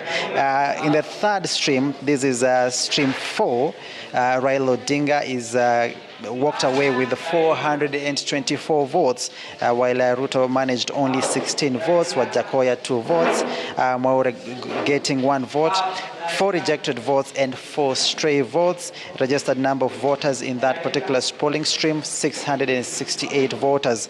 And then the last stream, or the last polling station in that center, that is Siaya County holds stream number 2. Raila Odinga, the Azimio presidential candidate, 435 votes. William Ruto, the UDA presidential candidate, 12 votes. Wajakoya 0, Mwaure 0, and number of registered voters in that particular polling station, 668. Of course, at the conclusion of the tallying at that particular polling station, we moved from the county hall polling station. Now we are at Karapol Primary School. It is a polling center with 8 polling stations, and probably from what we've been able to gather so far is that well, as you can see right behind you is the vote tallying is being undertaken as we speak, and that is the presidential ballots being sorted out before they can actually do the counting. So essentially what they're doing is sort out all the ballots first, categorize them. Raila Odinga on one side, Deputy President on the other side, William Ruto, Professor Wajakoya on the other side, and of course Mwaure on a different side. Then after that, that is when now we begin the real deal of counting the votes as they were. And in Karapol primary, at least we have, out of the 6 polling stations, we already have at least from 2 streams, and that is Karapol Primary School stream number 2, where Raila Odinga has walked away with 474 votes. William Ruto, the UDA presidential candidate, only 7 votes. Wajakoya 0, Mwaure 0, and in stream 1, Raila Odinga also amassing 477 votes. William Ruto only 9 votes, and the rest garnering 0. Number of registered voters being 696 votes. So essentially, that will be our work this evening. We've already crisscrossed the county just to witness the voting exercise. Went on smoothly in majority of parts here in Siaya County, majority of the constituencies. The only issue probably that I could report is the functionality of the KIMS kit. In some areas, the KIMS kit did not function, and of course the presiding officers had to take action to ensure that those who show up, there's an alternative way of identifying them before they can proceed to cast their ballot. And of course, the other issue really was the number of the elderly that showed up today to cast their ballots. Majority of them, they could not be identified biometrically, and of course, as I said, the presiding officers had to find alternative ways of identifying them. Of course, keying in the alphanumeric, that is keying in the ID numbers, and then of course from there, the details that show up from the KIMS kit, if they correspond with the details that are on the ID, of course, then they will be cleared to cast their ballot. So those are some of the issues that we encountered in our crisscrossing of Siaya County. 533,000, over 533,000, that is the number of registered voters strewn across 6 constituencies. Alego, Songa, where we are, that is the constituency we are in Siaya town. Of course, there is Gem, there is Ugenya, Ugunja, Rarieda, and Bondo constituency. So, Yvonne, that is the exercise that we witnessed during the day, but critically now, we are in the exercise that most likely will go into the middle of the night, probably wee hours of tomorrow morning, just to try and collect, and tally, verify before the announcement is made. So we'll be here waiting, and we'll be here informing our viewers as the numbers come from the polling officials here in this constituency in the larger Siaya County. Back to Yvonne at the Communications Center. Thank you very much, Sam Ogina, joining us from Siaya. Like we said, yeah, you will be there into the wee hours of the morning. Not to worry, Sam, we'll be together until the last votes are counted, tallied, and they're in. So don't be alone. We are together in this. Thank you very much, Sam Ogina from Siaya County there, giving us the very latest. So this is what's happening at this point. Like we said, we are waiting another briefing that is coming in from the IEBC. Remember the last one that they gave us, which was at about 5 o'clock this morning, talked of some interesting numbers. So let me just run you by those numbers once again. That last press briefing from the IEBC commissioners said that 12,065,803 Kenyans had turned out to vote. That figure is as at 4 p.m. And the IEBC says that figure accounts for 56.17% of registered voters.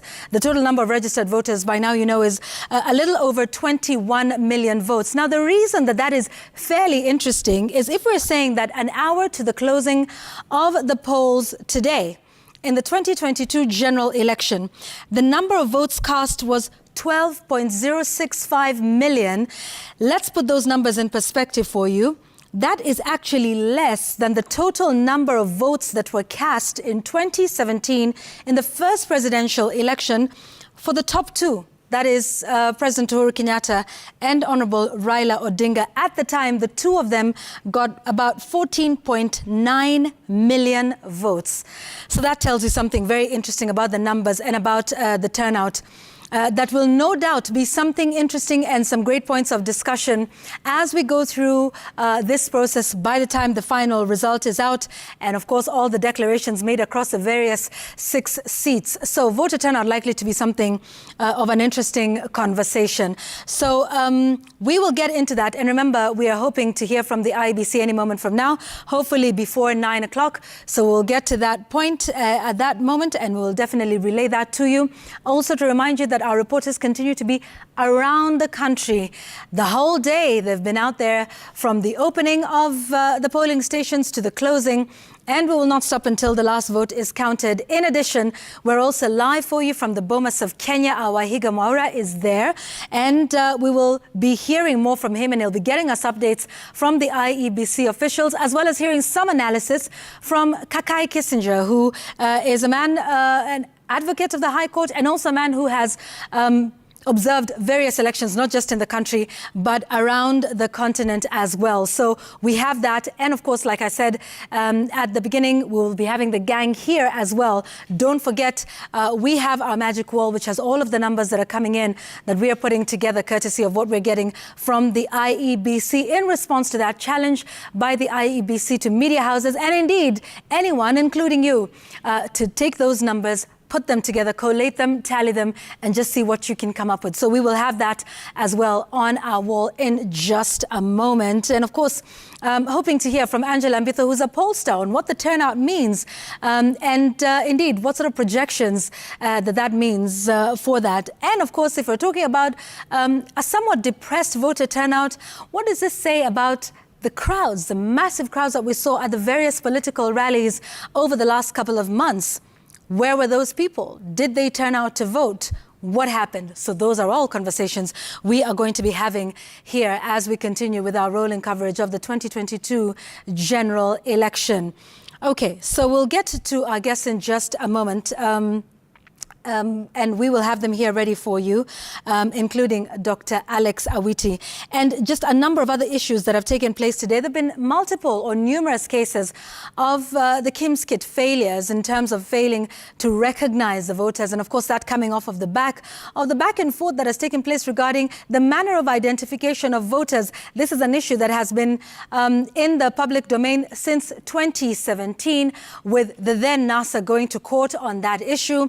And then, then, of course, we know what happened again with the High Court ruling and then the Court of Appeal ruling that took place yesterday, with the IEBC being forced to revert to use of the manual register in areas like Kakamega. I believe it was 154 stations in Kakamega County, as well as a number of others, 84 stations in Makueni County as well. And this is due to the technical hitches with the KEEMS kits that failed to recognize some voters, including presidential candidate Professor George Luchiri Wajakoya, who then managed to vote much later on in the day at around 1 in the afternoon. And that was the same for a number of residents in Kakamega County. So the pictures you're seeing on your screens are from Siaya County. And as you can see, this is the process we're explaining. So once they're now going into that now tallying center, it is sorting. So this is literally where they, take up each vote ballot that has been cast and loudly announce this is for this candidate, this is for the other. So they sort them out into separate piles, and then they begin the counting.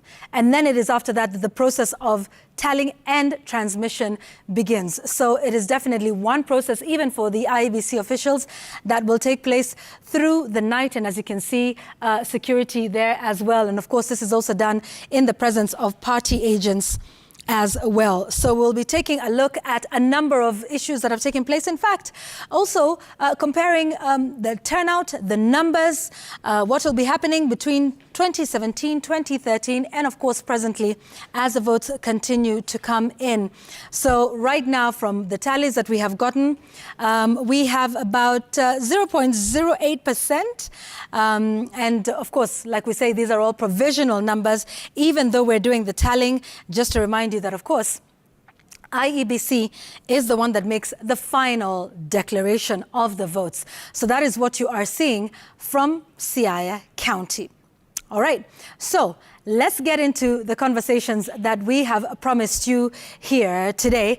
We want to speak to one of our guests, and one of my guests is here, and he's arrived. Professor Alfred Omenya, thank you very much for coming. It's been quite a while we've been with you, from the presidential debates and to this one. I would just like to get your preliminary thoughts on what the day has been like. What were some of your key observations? Yeah, well, I think the day has been very interesting. It started off, I think, pretty well all over the country. But of course, there were those complaints from, Rongai and Kakamega and a few parts of the country where elections had either been cancelled. Mombasa, the gubernatorial elections and so on. And then, of course, almost immediately after that, I think the DP route was running with Rigathi had the first KEEMS. Had some trouble. And then, of course, after that, there were a few troubles around that. Yeah, so in the morning, it seemed like it had kicked off very, very well. Yeah, but then by the time we're getting into midday or thereabout, it seemed like the numbers had fizzled. We're not seeing as many people, filling up in the polling stations as we had actually expected. I voted at about 2 o'clock. Okay. And there was what was the experience like for you? And there was nobody at the station. That was Shadrach Kimalel in Kibra, and the place was already quite empty. By 2 o'clock. By 2 o'clock, and almost immediately after that, there was a sense that this was not just a once-off experience, in my polling station, but it seemed like quite a number of polling stations were not realizing the numbers that had actually been expected. Yeah. Exactly. And like you say, that was something that, I think you heard that from various areas. You speak to friends and people who were hoping for long lines and perhaps hoping to get to their polling stations much later in the day. Maybe around 4 o'clock. And, you go to the polling center at 11 and you're in and out in 10 minutes, including, the queuing process. Exactly. And that is something interesting, isn't it, Prof? Considering everything we've seen over the last few months. I would say, even perhaps, from the start of the year. Massive rallies, massive crowds. Where were all those people today? Yeah, in fact, we're just amused a little bit in the morning. We saw a very big crowd, like almost a rally, escorting the Azimio presidential candidate, and then we see them leave, and we're asking ourselves that where do these people actually vote? And they voted. Did they actually have a chance to go to to those polling stations and so on? Right. Yeah, and it seems like the Kenyan voter has also become just as complicated and as corrupt as a politician. Appearing in the rallies and so on, and those rallies are paid for actually, and basically with very little conviction. But I think there was a sense that that something was happening. It's not that we didn't see it. I mean, when IBC registered only 2.5 million voters out of a target of almost 8 million. I mean, we should have seen some sort of a red flag. That number was way too low, but we didn't ask. It fell far short of the expectations that the IBC had. Exactly. Had. Yeah. Right. But nobody asked why is this the case. I think people dismissed it as the youngsters are not interested in voting. But even then we should have asked ourselves why aren't they really interested in voting. And then of course the opinion polls have been showing us again another very interesting pattern. That almost to the polling day we are still having undecided voters in double digits. And again, we didn't ask ourselves, what does this mean? Why so many undecided voters too late in the day? The last opinion polls that we had almost a week ago, in fact, a few days ago, was still giving us undecided voters in, almost 10% of the voters. And it's interesting that you say that because, we'll have Angela Mbitho here with us. Exactly. And, we'll try to get a sense of the numbers from the polling that they had done to what we saw today, and maybe try and understand, what this means in terms of what we're likely to see over the next couple of hours, including into tomorrow when, hopefully the numbers become a little bit more significant that are coming in. Yeah, but definitely, I mean, we are not going to see any huge numbers. It's very, very clear because the statistics we have is from IBC, and that's at 4 o'clock. That was just a couple of hours before the stations closed. And you're looking at 56%. That was around 12 million voters. And that, I mean, we're definitely not going to do another 20% in an hour or so. So I mean, the last election we're doing 79% national average, which was very, very high. And in some regions we're having, voter turnouts as high as 98%. Actually. We had those sort of figures in Kirinyaga, in Muranga, in places like Siaya, and so on. We had very, I would say, almost very strange figures, as it actually were. But now, really, I mean, everywhere across the country, we are not hearing of any big numbers by percentage, appearing to vote there. And that'll be so interesting, and I think that's going to be the big talking point over the next couple of hours. But we'll also talk about a number of other issues, including IEBC and how they handle a few issues, and how they responded to some of the challenges that were experienced by voters in the course of the day. Hold that thought, Prof. I'll be back with you in a moment, but let's just understand what is happening back at what we are now calling the tallying centers. Like we said, this is what's happened, and I'd like us to come here and speak to Mary Moki. Mary Moki is at Garden Estate here in Nairobi. Mary, I can see you taking a look at the time. It's been one of those days. So tell us, at this particular point in time, it's about what, 25 minutes to 9 o'clock. What's the situation like at Garden Estate Primary School? Hi, Yvonne. About 3 hours since voting closed, we are still here at the Garden Estate Secondary School, which is the tallying center for this constituency. And as of now, we still do not have any results streaming in. So I am joined by Bernard Kimani, who's the returning officer for this constituency, and he's going to shed more light and tell us exactly what's happening, why we do not have any results, or there are any challenges. So he's right here. Kimani, thank you so much for joining us. Yeah, thank you. We do not have major issue. It's only the logistical challenges that we normally have because of the number of ballot papers that are to be counted. But so far, I would confirm that we have received at least 3 presidential results from our polling stations. All right. I understand we have around 230 polling stations from this constituency. Have you you been able to receive any, and if yes, other than the presidential ones, have you been able to receive any for the MP, for the Senate, for the governor, for the MCAs? We are yet to get, though the ones that are being sent to us through the normal way of doing it through the phone.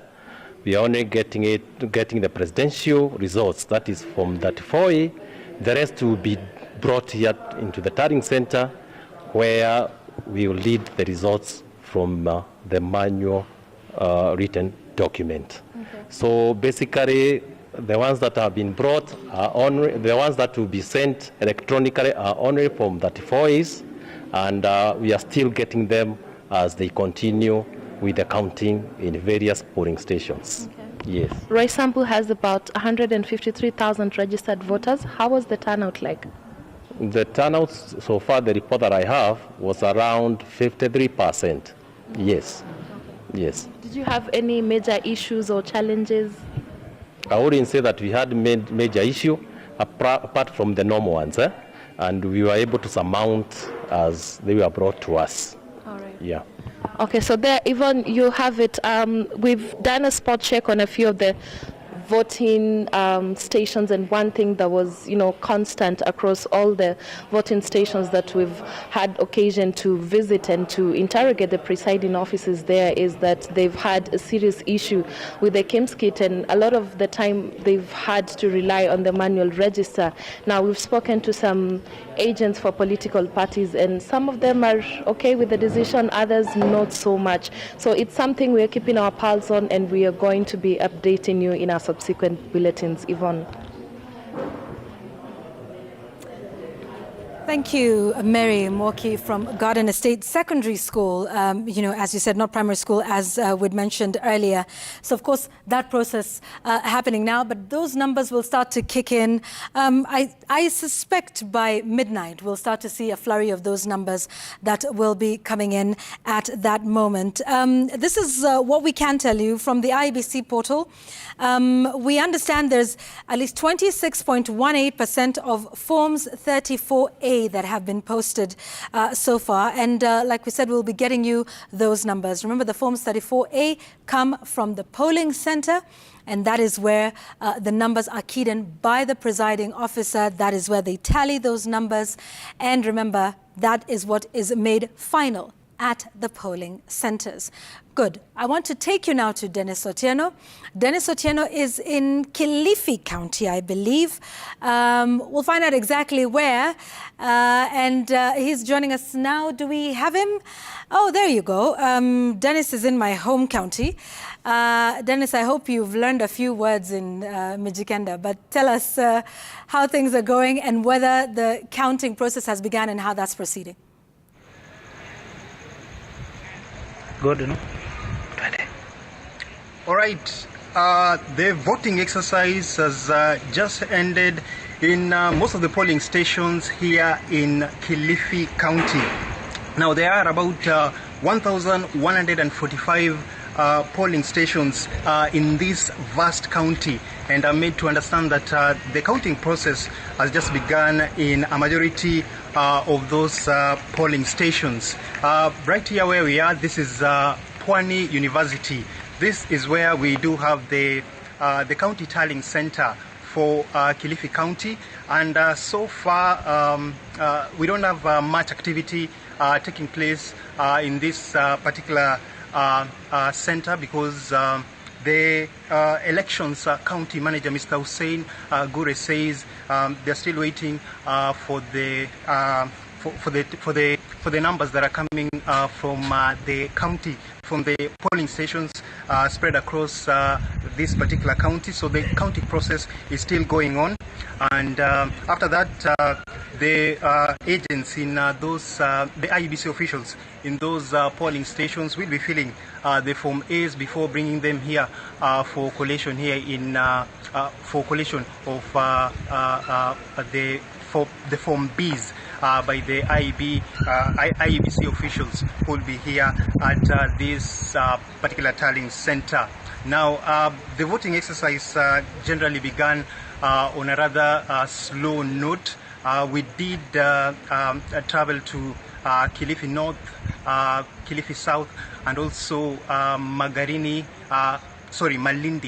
constituencies, and we did witness how the voting exercise there was taking place. Of course, there are a bit of challenges, with the key challenge being the failure of the use of the KIMS kit in this particular exercise, and therefore the manual register had to come in handy for most of these polling stations. And also there was a bit of a challenge, especially with regard to the older voters.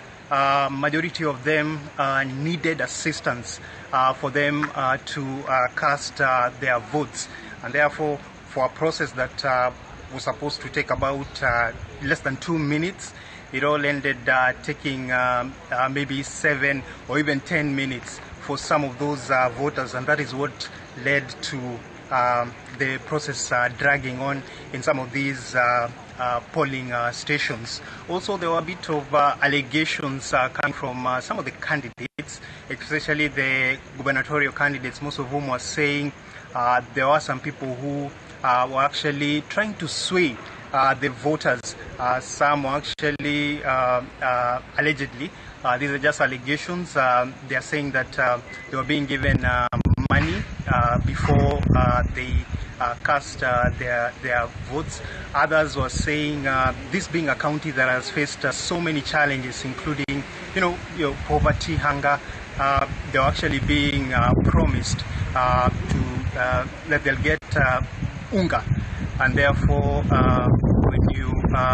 when they're promised this particular packet of flour, ideally maybe it's supposed to make them vote for a certain candidate, but these are just allegations, and some of the candidates say that regardless of how this particular election will go, whether the result will be in their favor or not, they've said that they're actually going to pursue some of these allegations, and they're actually going to bring forth these cases to IEBC. Other than that, the entire exercise was rather peaceful, and we did not witness a lot of cases as we had seen in the morning. And generally, in most of these polling stations, we do expect to see the results streaming in throughout the night. But as for now, the elections county manager, Hussein Bure, says they're still communicating with the officials who are in these particular polling stations as they wait for the final tally, which is actually going to be relayed in this particular center. Yvonne. Thank you very much. That is Dennis Otieno, who is at the Pwani University, which is the county tallying center for Kilifi County. We await to see the results that will come out of there. Dennis Otieno, thank you very much. From Kilifi County, I want to take you now to Nakuru County, where our Marianne Nyambura is there. And the process that you see on your screen, we're just about to take a look at that process of sorting. As you can see, it's a very loud announcement of this particular one. Here it is, sorting them out into the different piles that you can see on that table. Once they're done with this sorting process, it is then that the counting and tallying begins. As you can see also, agents fully present there. We want to go to Marianne Nyambura in Nakuru County to give us the latest. So the process has begun, as we can see. How far? Which votes are they counting now? For which seat? Yvonne, we are at the Nakuru Railways station, which is one of the polling centers here in Nakuru Town East, one of the constituencies out of the 11 constituencies in Nakuru County. What is happening at this particular stream is they've already done, they are done with the presidential results, and the Form 34A is already sealed and packed. But at the moment, what is happening, they are doing counting or tallying for the member of Parliament of National Assembly for Nakuru Town East. Now, a total of 14 candidates, all, as you can see, the process is all going smoothly. The agents are here, election observers are here, all trying to dot a few I's, cross a few T's, ensure that the process is smooth and everything is going as planned in terms of the tallying process. We have seen at this particular railways station, it has a total of 7 streams. It is one of the polling stations that has the highest number of registered voters in Nakuru Town East. Nakuru Town East has a total of 125,551 registered voters across this particular county, 206 polling stations. So at this particular polling station, the railways polling station, is that the activity is ongoing. We are seeing the tallying process going on smoothly. What we understand earlier in Nakuru, during the day, of course, there were concerns, 2 particular concerns. One in Rongai constituency, where there was a mix-up in terms of the ballot papers for the member of National Assembly. And so with that, there was a lot of confusion in the course of the day. But now we've seen that the IEBC has given clear direction as regards to a by-election that will take place in 2 weeks in Rongai constituency, one of the 11 constituencies here in Nakuru County. The second issue that came up today, of course, is the fact that Nakuru East Member of Parliament David Gikario was arrested by the police for allegations of an altercation that took place in 2 particular polling stations, one the Lanet polling station and another at the Naka polling station.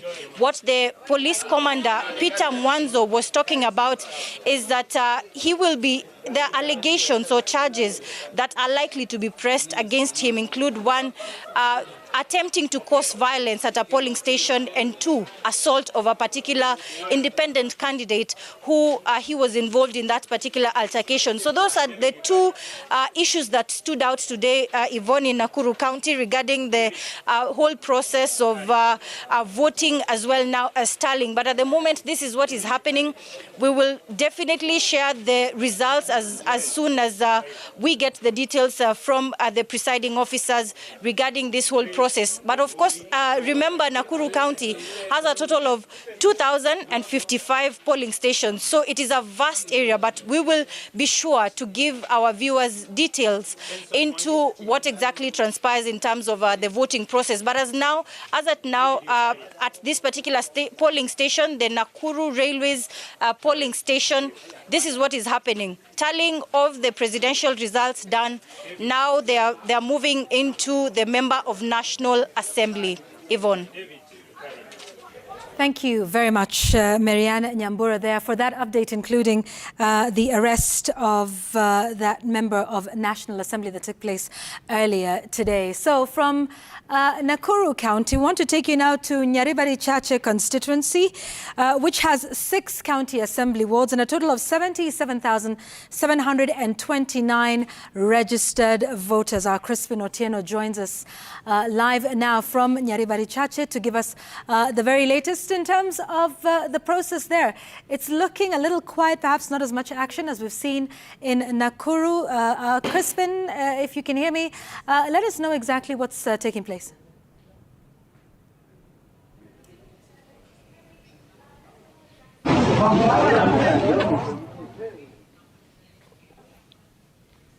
All right, we seem to be having a challenge with Crispin sound.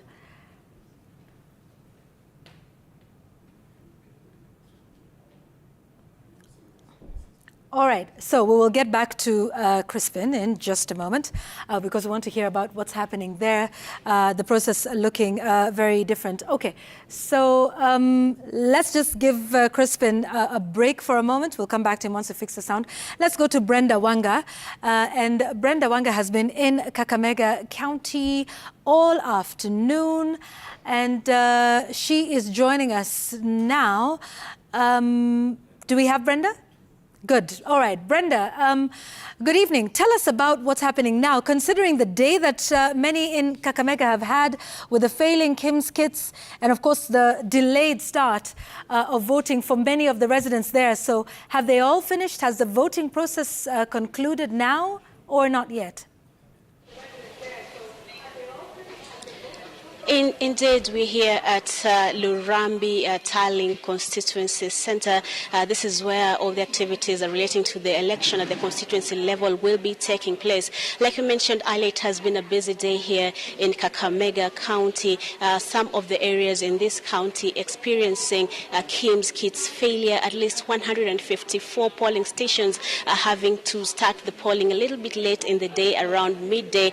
Some of these centres still carrying on the elections as prescribed by the IEBC, just to make up for the time lost at the start of the exercise. In this particular constituency of Lurambi, we only had about 1 or 2 kits failing, but not really failing, as the returning officer tells us, that the kits were a bit slow in their uptake, so they had to be switched, and the exercise continued smoothly. As of this moment, in Lurambi constituency alone, polling stations have closed, tallying of the votes have started, tallying of the presidential votes actually in most of the centers is already complete. And a center that is not too far away from here, Kakamega Primary School, the 3 streams that participated in the election already have their results for the presidential race out. One of the streams, stream 1, giving Raila 219 votes, giving Ruto 78 votes, and Mwaure 1 vote, and Wajakoya getting none. In the second stream in that same polling center, Raila getting 226 votes, Ruto getting 83 votes, Mwaure getting 0 votes, as well as Wajakoya getting 0 votes. In the third and final stream in that polling station, we get Raila having 197 votes, Ruto getting 88 votes, Mwaure getting 0 votes, and Wajakoya getting 2 votes. So these Form 34As that have been generated at that polling station and all the other polling stations within this constituency and within this county will be brought to centers like this one here at Lurambi, where the returning officer will then use them to collect them and generate the 34B form that will then be transmitted to the national returning officer, that is Wafula Chebukati at the Bomas of Kenya, where he will then generate the 34C from all of the forms from the constituency. But at this particular center, this particular tallying center for Lurambi constituency, the returning officer will be announcing the winner of about 7 races. 1 member of the National Assembly